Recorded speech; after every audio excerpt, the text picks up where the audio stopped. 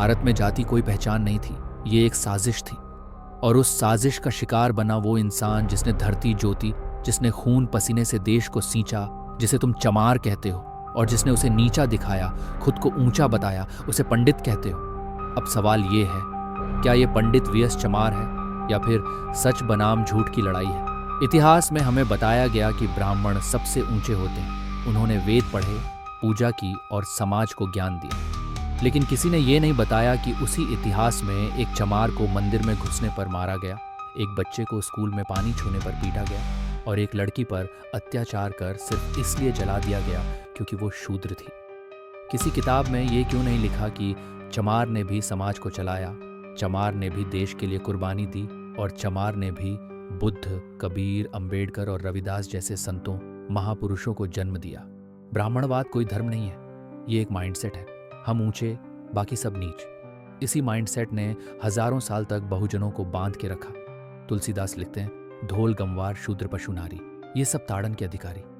ये कैसा भगवान है जो ताड़ना सिखाता है? सोचो, एक बच्चा पैदा होते ही अगर शूद्र है तो वो स्कूल में नहीं जा सकता, मंदिर में नहीं जा सकता, पानी के कुएं से पानी नहीं भर सकता। ये धर्म नहीं, ये गुलामी थी। और ये गुलामी दी गई थी पंडितों द्वारा, क्योंकि उन्हें डर था अगर चमार पड़ गया तो उनके झूठ का पर्दा फाश हो जाएगा। जिस चमार को गाली दी गई, जिसे समाज से काट दिया गया, वो चमार जब जागा तो उसने संविधान लिखा। हाँ, मैं बात कर रहा हूँ बाबा साहेब अम्बेडकर की। वो भी चमार थे और उन्होंने उन पंडितों के तख्त को हिला दिया जिन्होंने हजारों साल से राज किया था। बाबा साहेब ने एक कलम से वो काम किया जो तलवारें भी नहीं कर पाई, सिस्टम हिला दिया। और तब से लेकर आज तक हर ब्राह्मणवादी डरता है एक पढ़े लिखे चमार से, क्योंकि अब वो किताबें पढ़ रहा है, अब वो जुलूस में नहीं संसद में दिखता है, अब वो पूजा नहीं नेतृत्व करता है। पंडित आज भी डरता है।